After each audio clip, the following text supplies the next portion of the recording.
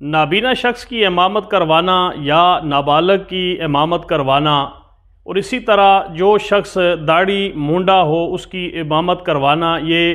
جائز ہے یا ناجائز ہے، اس حوالے سے تو ناظرین آپ نے سنا ہوگا، لیکن اب ایک نیا موضوع جو زہر بحث ہے کہ کیا اگر کوئی خواجہ سرا ہو، خسرا ہو، ہیجڑا ہو تو کیا وہ شخص اگر لوگوں کی امامت کروائے تو اس کی امامت کے اندر ادا کی جانے والی نماز ہو جاتی ہے یا نہیں ہوتی؟ اس حوالے سے جو اہل علم ہیں یا جو لوگ دین سے واقف ہیں انہیں تو اس بات کا علم ہے اور وہ اس حوالے سے جانتے ہیں، لیکن عوام کے اندر یہ مسئلہ کس وجہ سے زہر بحث آیا اور اس کی بنیاد کیا بنی؟ سب سے پہلے تو یہ بات آپ تک پہنچی ہے یا نہیں پہنچی کہ راولپنڈی کے ایک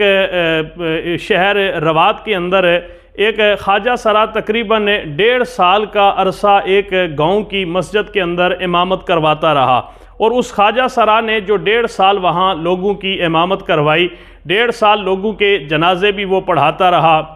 1.5 سال کے اس عرصہ میں وہ وہاں لوگوں کے نکاح بھی پڑھواتا رہا، اور وہ شخص امام بن کر تقریباً 1.5 سال اس علاقے کے اندر اپنی دینی خدمات جو ہے وہ سر انجام دیتا رہا۔ خواجہ سرا یہ کہتا ہے کہ میں خود ایک وہ ایک پڑھا لکھا شخص ہوں، میں نے کتابیں پڑھی ہیں، دین کا علم تقریباً 11 سال کا عرصہ لگا کے میں نے دین کا علم حاصل کیا ہے، اور اس کے ساتھ ساتھ میں نے قرآن حکیم کو بھی حفظ کیا ہے۔ اب اس خواجہ سرا کی کون سی ایسی مجبوری تھی، اس خواجہ سرا کو کس ایسی پریشانی کی وجہ سے اس شعبے کو چھوڑنا پڑا، اور اس نے یہ بہانہ بنا کے کہ میں سعودی عرب جانا چاہتا ہوں، اپنے اس علاقے کے لوگوں سے باقاعدہ طور پہ اجازت لی، اور علاقے کے لوگوں نے اسے بڑی شایان شان طریقہ سے وہاں الوداع کیا اور اس کو باقاعدہ عزت کے ساتھ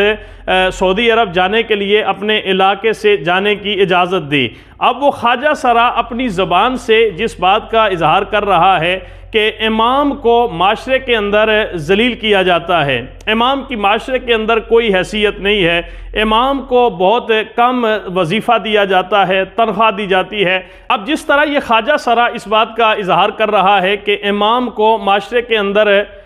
نعوذ باللہ بڑی حقارت کی نظر سے دیکھا جاتا ہے، اس کو بڑا ذلیل کیا جاتا ہے، تو ناظرین یہ امام بن کر اس خواجہ سرا نے ان لوگوں کے منہ پر ایک زوردار تمانچہ مارا ہے کہ جو مساجد کی کمیٹیوں کے صدر بنے ہوتے ہیں، مساجد کی کمیٹیوں کی انتظامیہ بنی ہوتی ہیں، اور اس حوالے سے آپ نے سوشل میڈیا کے اوپر یہ بھی سنا ہوگا کہ ہم اشتہارات دیتے ہیں، ہمیں گھر کے لیے ڈرائیور چاہیے، ہمیں گھر کے کچن کے لیے جو ہے وہ کسی شیف کی ضرورت ہے، کچن جو ہے وہ کھانا بنانے کے لیے کسی آدمی کی ضرورت ہے۔ جب ہم اس کی سیلری اور تنخواہ وہاں پہ منشن کرتے ہیں، وہ لکھتے ہیں، تو وہ ہم 30,000 اور 40,000 جو ہے وہ وہاں پہ ہم نے تنخواہ لکھی ہوتی ہے، لیکن جب ہم کسی امام مسجد کی بات کرتے ہیں جو فجر کے وقت اٹھ کے اذان دیتا ہے، نماز پڑھاتا ہے، آپ کے بچوں کو قرآن کی تعلیم دیتا ہے، پھر آپ کے نکاح پڑھواتا ہے، نماز جنازہ پڑھواتا ہے، پھر آپ کے گھروں کے اندر فوت ہو جانے والے لوگوں کے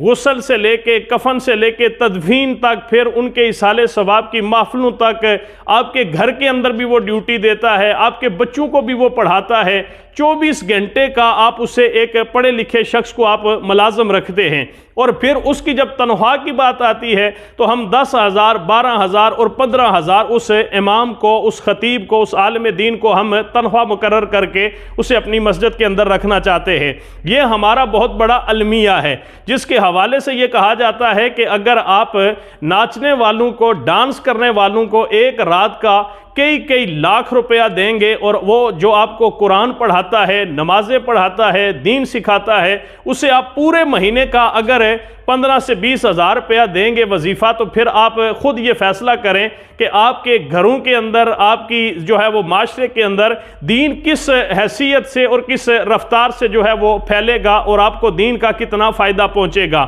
اب خواجہ سرا نے خود اس بات کو لوگوں کے سامنے بیان کیا ہے کہ میں جب امام تھا تو مجھے 15 سے 17,000 روپیہ جو ہے وہ مجھے انکم تھی میری، اور اس کے اندر میرا گزر اوقات بڑا مشکل سے ہو رہا تھا۔ اب اس خواجہ سرا نے یہ بات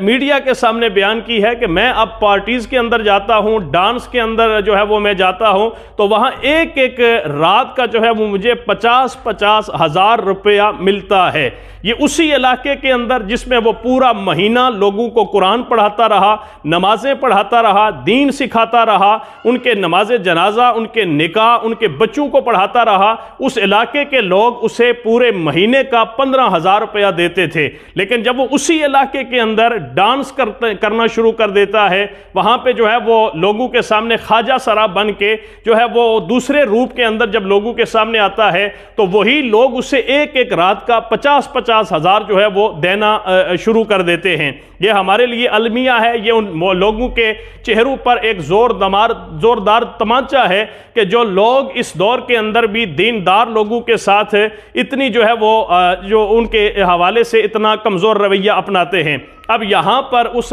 خواجہ سرا نے لوگوں کے ساتھ جو رویہ اپنایا، اس رویے کا تو ایک جو سلسلہ چل نکلا ہے۔ اب اس حوالے سے یہ کہا جاتا ہے کہ اس پہ پرچہ وہ بھی ہو چکا ہے، عدالت کے اندر بھی اسے پیش کیا جائے گا، اس کے ساتھ ساتھ اس کا طبی معائنہ کیا جائے گا کہ وہ واقعتاً ہجڑا ہے، خواجہ سرا ہے، یا کوئی اور وجہ ہے، کیا وہ اس امامت سے تنہا کی وجہ سے بھاگا ہے یا کسی اور مجبوری کی وجہ سے اس نے یہ پیشہ اختیار کیا ہے۔ جو بھی صورت ہو، اب یہاں پر آپ کو غور و فکر کرنی چاہیے کہ کہیں آپ کے رویے کی وجہ سے، کہیں آپ کی جو ہے وہ ستم ظریفی کی وجہ سے کوئی شخص معاشرے کے اندر اس مقام تک نہ پہنچ جائے۔ اب یہاں پر کیا اس امام کے پیچھے پڑی ہوئی نمازیں ان لوگوں کی ہو گئی ہیں یا نہیں ہوئی؟ اب یہاں پر